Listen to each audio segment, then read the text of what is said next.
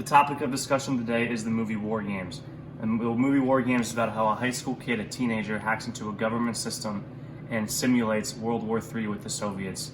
Now, the government actually believes that the Soviets are attacking due to the fact that they do not think a computer can actually simulate what is going on. They think that actual submarines are coming into their waters and actual planes are coming into their airspace. Moving on to the AI and how it is dangerously human-like in this movie, in my opinion at least. One characteristic the AI has that AIs usually don't have, at least stereotypically, is that it can learn from its mistakes. As we roll this first movie clip, the creator of the AI talks about how the AI can play games and then learn from the mistakes so it could actually keep winning in the future.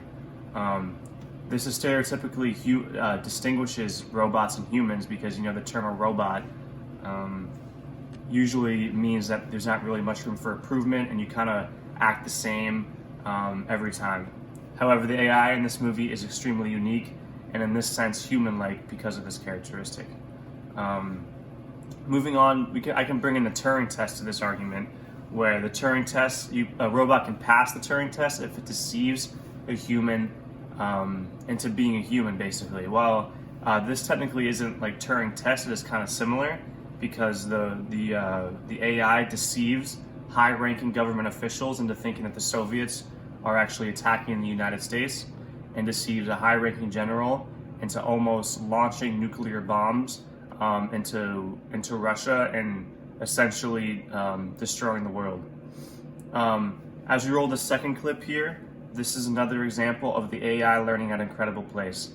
This goes with an argument that he's not human because no human could learn this fast. And yeah, so another characteristic is competitiveness. This robot, he's very competitive. He wants to win.